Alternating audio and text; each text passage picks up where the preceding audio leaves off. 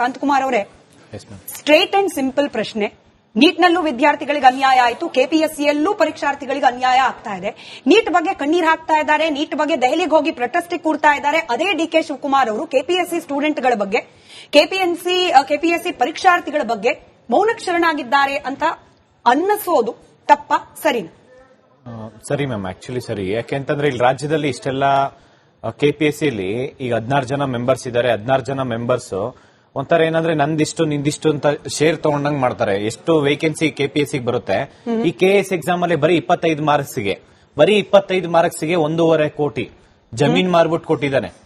ಒಂದೊಂದು 25 ಮಾರ್ಕ್ಸ್ಗೆ ಅಂತಂದ್ರೆ ಇವರು ಟೋಟಲ್ ಮೈನ್ಸ್ ಮಾರ್ಕ್ಸ್, ಇಂಟರ್ವ್ಯೂ ಮಾರ್ಕ್ಸ್ಗೆ ಕೋಟಿ ಮೇ ಬಿ 5 ಕೋಟಿ 10 ಕೋಟಿ ತಗೊಬಹುದು. ಒಂದು ಎಸಿ ತಹಸೀಲ್ದಾರ್, ಒಂದು ಡಿವೈಎಸ್ಪಿ ಪೋಸ್ಟ್ಗೆ. ಇವ್ರು ಇದ್ರ ಬಗ್ಗೆ ಯಾಕೆ ಇಷ್ಟೆಲ್ಲ ಕೋರ್ಟ್ ಅಲ್ಲಿ ಆಯ್ತು, ಮತ್ತೆ ಕ್ವಶನ್ ಪೇಪರ್ ಲೀಕ್ ಆಗಿತ್ತು ಮೈನ್ಸ್ ಅಲ್ಲಿ, ಮತ್ತೆ ಅದು ಕೋರ್ಟ್ ಅಲ್ಲಿ ರಿಸರ್ವೇಶನ್ ಇಶ್ಯೂಸ್ ಇದೆ, ಕನ್ನಡ ಮೀಡಿಯಂ ಟ್ರಾನ್ಸ್ಲೇಷನ್ ಇದೆ. ಕೆಎಸ್ ಅಲ್ಲಿ ಇಲ್ಲಿವರೆಗೂ ಕೆಎಸ್ ವಿಚಾರವಾಗಿ ಮಾತಾಡಿಲ್ಲ. ಇವತ್ತು ನೀವು ನೋಡಿರ್ಬೇಕು ಮೇಡಮ್, ವೆಟರ್ನರಿ ಆಫೀಸರ್ದು 400 ಪೋಸ್ಟ್ಗೆ ಒಂದು ಪೋಸ್ಟ್ಗೆ 40 ಲಕ್ಷ 80 ಲಕ್ಷ ಡಿಮ್ಯಾಂಡ್ ಮಾಡ್ತಿದ್ದಾರೆ ಅಂತಂದ್ರೆ ಅದು ಕೊನೆ ಹಂತದಲ್ಲಿ ಅವ್ರು 80 ಲಕ್ಷ ಡಿಮ್ಯಾಂಡ್ ಮಾಡಿರೋದು. ಮೊದಲೇ ಕ್ವಶನ್ ಪೇಪರ್ ವಿತ್ ಆನ್ಸರ್ ಎಲ್ಲ ಕೊಡ್ತೀನಿ ಅಂದ್ರೆ ಮೋರ್ ದೆನ್ 1 ಕೋಟಿ ಇದೆ. ಅದು ಅಂದ್ರೆ ಹೊರಗಡೆ ಸ್ಟೇಟ್ ಕರ್ಕೊಂಡೋಗಿ ಕ್ವಶನ್ ನ ಮಗ್ ಮಾಡಿಸಿ ಕೆಪಿಎಸ್ಸಿ ಮೆಂಬರ್ಸ್ ಮತ್ತೆ ಕೆಪಿಎಸ್ಸಿ ಚೇರ್ಮನ್ ಅಲ್ಲಿರೋಂಥವ್ರು ಕ್ವಶನ್ ಪೇಪರ್ ಮಗ್ ಮಾಡಿಸಿ ಒಂದು ಎಕ್ಸಾಮ್ ಬರ್ಸಿದ್ದಾರೆ. ಗೋಲ್ಡ್ ಮೆಡ್ಲು 10-12 ಗೋಲ್ಡ್ ಮೆಡ್ಲು ತಗೊಂಡಿರೋರು ಇವತ್ತು ಲಿಸ್ಟ್ ಅಲ್ಲಿ ಪಾಸ್ ಆಗ್ಲಿಲ್ಲ. ಯಾಕೆಂದ್ರೆ ಅವ್ರು 300 ಮಾರ್ಕ್ಸ್ ತಗೊಳಕ್ಕಾಗಿಲ್ಲ ಮೇಡಮ್. ಆ ಒಂದು ಲಿಸ್ಟ್ ಅಲ್ಲಿ 40 ಜನ ಕ್ಯಾಂಡಿಡೇಟ್ಸ್ 450, 460, 470, 490 ತನಕ ಸ್ಕೋರ್ ಮಾಡಿದ್ದಾರೆ ಔಟ್ ಆಫ್ 600. ಯುಪಿಎಸ್ಸಿ ನಡೆಸಂತ ಐಎಫ್ಎಸ್ ಎಕ್ಸಾಮ್ ಅಲ್ಲಿ ಕರ್ನಾಟಕದ ಟಾಪರ್ ಅವರು. ಈ ಒಂದು ಕೆಪಿಎಸ್ಸಿ ನಡೆಸೋ ಎಕ್ಸಾಮ್ಸ್ ಅಲ್ಲಿ 300 ಮಾರ್ಕ್ಸ್ ಸ್ಕೋರ್ ಮಾಡಕ್ ಆಗ್ತಾ ಇಲ್ಲ. ಇವರು ರಾತ್ರಿ 4 ಎಕ್ಸಾಮ್ಸ್ ಫೇಲ್ ಆಗಿರ್ತಾರೆ. ಅಂತ ಕ್ಯಾಂಡಿಡೇಟ್ಸ್ ಲಿಸ್ಟ್ ಅಲ್ಲಿ ಪಾಸ್ ಆಗಿ ಟಾಪ್ 1 to 50 ರ್ಯಾಂಕ್ಸ್ ಅಲ್ಲಿ ಇವರೇ ಇರ್ತಾರೆ. ಅಂದ್ರೆ ಕೆಪಿಎಸ್ಸಿ ಸಂಬಂಧಿಕರ, ಕೆಪಿಎಸ್ಸಿ ಚೇರ್ಮನ್ ಸಾವುಕಾರ್ ಶಿವಶಂಕರಪ್ಪ ಸಂಬಂಧಿಕರ ಲಿಸ್ಟ್ ಅಲ್ಲಿ ಇದಾರೆ ಅಂತಂದ್ರೆ ಮೊನ್ನೆ ನೀವು ನೋಡಿರ್ಬೇಕು ಮೇಡಮ್, ಅವರು ಇಂಡಸ್ಟ್ರಿಯಲ್ ಎಕ್ಸ್ಟೆನ್ಷನ್ ಆಫೀಸರ್ ಇದ್ರಲ್ಲಿ ಸ್ವಂತ ಮಗಳನ್ನೇ ಸೇರಿಸಿದ್ದಾರೆ ಸರ್ಟಿಫಿಕೇಟ್. ಈ ತರ ಪರಿಸ್ಥಿತಿಯಲ್ಲಿ ಕೆಪಿಎಸ್ಸಿಯಲ್ಲಿ ಪ್ರತಿಯೊಂದು ಎಕ್ಸಾಮ್ ಅಲ್ಲೂ ಕರಪ್ಷನ್ ಆಗ್ತಾ ಇದೆ. ಈ ಕರಪ್ಷನ್ ನ ರಾಜ್ಯದಲ್ಲಿ ಸುಮಾರು 15 ರಿಂದ 20 ಲಕ್ಷ ಜನ ಯುವಕರು ಕೆಪಿಎಸ್ಸಿಯಲ್ಲಿ ಆಗಂತ ಎಕ್ಸಾಮ್ಸ್ ನ ಕಾಯ್ಕೊಂಡಿರ್ತಾರೆ ಮೇಡಮ್. ಆದ್ರೆ ಇವತ್ತು ರಾಜ್ಯದಲ್ಲಿರುವಂತ ಯಾವುದೇ ಸರ್ಕಾರ ಆಗಿರ್ಬೋದು, ವಿದ್ಯಾರ್ಥಿಗಳ ಪರವಾಗಿ ಒಂದು ಸತಿ ಆದ್ರೂ ಕುತ್ಕೊಂಡು ಚರ್ಚೆ ಮಾಡಿ ಒಂದು ಸಮಸ್ಯೆಗಾದ್ರೂ ಪರಿಹಾರ ಕಂಡುಕೊಂಡಿಲ್ಲ.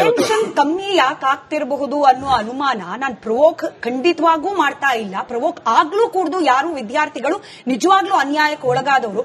ಬಹುಶಃ ಕೆಪಿಎಸ್ಸಿಯಲ್ಲಿ ಒಂದು ಪ್ರಿಲಿಮ್ಸ್ ಇಂದ ಹಿಡಿದು ಬಿಟ್ಟು ಅಪಾಯಿಂಟ್ಮೆಂಟ್ ಲೆಟರ್ ಸಿಗೋವರೆಗೂ ಆಗ್ತಾ ಇರುವ ಅಷ್ಟು ಅಕ್ರಮಗಳ ಬಗ್ಗೆ ನೀವು ಪದೇ ಪದೇ ಧ್ವನಿ ಎತ್ತುತ್ತಾ ಇದ್ರು, ಪದೇ ಪದೇ ಪ್ರತಿಭಟನೆ ಮಾಡ್ತಿದ್ರು. ಬಹುಶಃ ಅಟೆನ್ಷನ್ ಯಾಕೆ ಸಿಗ್ತಿಲ್ಲ ಇಲ್ಲ ಕೇಳಿಸ್ಕೊಂಬಿಡಿ. ಬಹುಶಃ ನೀವು ಕೂಡ ಜಂತರ್ ಮಂತರ್ ರೀತಿಯಲ್ಲಿ ಒಂದು ಪ್ರತಿಭಟನೆಗೆ ವೇದಿಕೆ ತಯಾರು ಮಾಡಿಕೊಳ್ಬೇಕಾಗಿತ್ತು. ಬಹುಶಃ ನೀವು ಕೂಡ ಈ ವೋಕ್ ಕಲ್ಚರ್ಗೆ ಅವಕಾಶ ಕೊಡಬೇಕಾಗಿತ್ತು.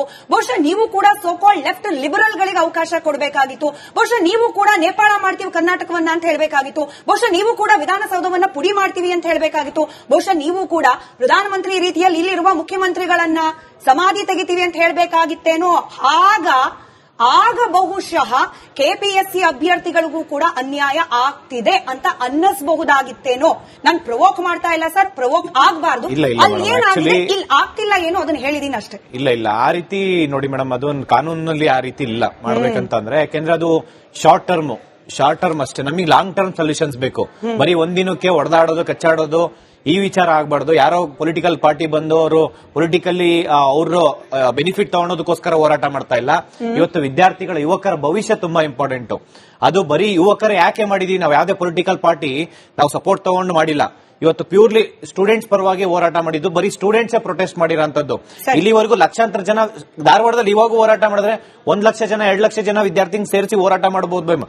ಅದು ಪಬ್ಲಿಕ್ ಗೆ ಹಾನಿ ಮಾಡ್ಕೊಂಡು ಪಬ್ಲಿಕ್ ತೊಂದರೆ ಕೊಟ್ಟು ಹೋರಾಟ ಮಾಡ್ಬೇಕನ್ನ ಇಂಟೆನ್ಷನ್ಸ್ ಇಲ್ಲ. ಇನ್ನೊಂದ್ಸತಿ ಹೇಳಿ, ಪಬ್ಲಿಕ್ ಗೆ ತೊಂದರೆ ಮಾಡಿಕೊಂಡು ಪಬ್ಲಿಕ್ ಪ್ರಾಪರ್ಟಿಗಳನ್ನ ಡ್ಯಾಮೇಜ್ ಮಾಡ್ಕೊಂಡು ಹೋರಾಟ ಮಾಡಬೇಕು ಅನ್ನೋದು ಇಂಟೆನ್ಷನ್ಸ್ ಇಲ್ಲ ಮೇಡಮ್. ನಮಗೆ ಪ್ಯೂರ್ಲಿ ಏನಪ್ಪಾ ಅಂದ್ರೆ ಸ್ಟೂಡೆಂಟ್ಸ್ ಏನ್ ಪ್ರಾಬ್ಲಮ್ಸ್ ಇದೆ ಅದು ಲಾಂಗ್ ಟರ್ಮ್ ಸೊಲ್ಯೂಷನ್ಸ್ ಬೇಕು ಮೇಡಮ್. ನಮಗೆ ಯಾವುದೇ ಒಂದು ವಿಚಾರ ಆಗಿರ್ಬೋದು.